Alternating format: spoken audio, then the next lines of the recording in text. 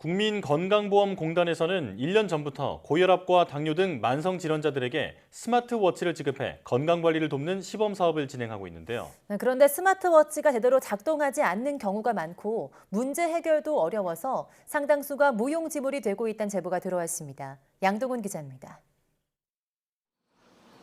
손목에 차고 있으면 걸음수와 운동거리 등을 측정해주는 스마트워치입니다. 고혈압이나 당뇨 등 만성질환자의 신체활동 개선을 위해 국민건강보험공단이 무료로 지급하고 있습니다. 최근 이 스마트워치를 받은 40대 이모 씨, 이상한 점을 발견했습니다.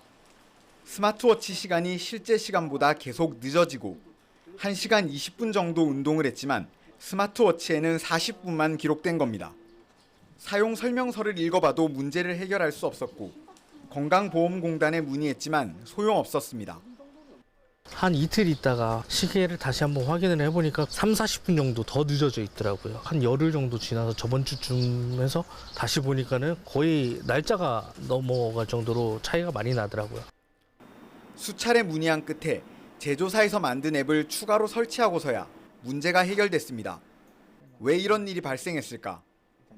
스마트워치와 스마트폰을 연동하는 국민건강보험공단 전용 앱입니다. 개인정보를 전송하는 앱의 특성상 접속 후 10분이 지나면 자동으로 로그아웃 처리됩니다.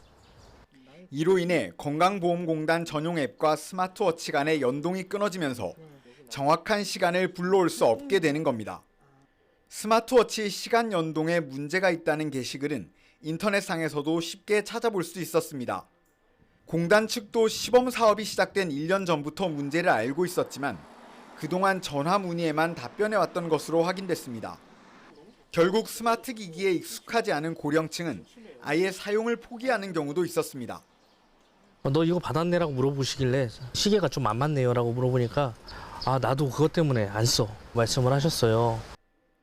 공단은 시범 사업이라 시행착오가 있었고 향후 스마트워치 이용자들에게 인공지능 전화인 AI 스마트콜을 일일이 걸어 안내하는 등 추가적인 대안을 고민하고 있다고 밝혔습니다. 만성질환자들의 건강관리를 돕기 위해 스마트워치 6만 6천 개를 보급하는 시범사업에는 예산 17억 원이 사용됐습니다. YTN 양동훈입니다.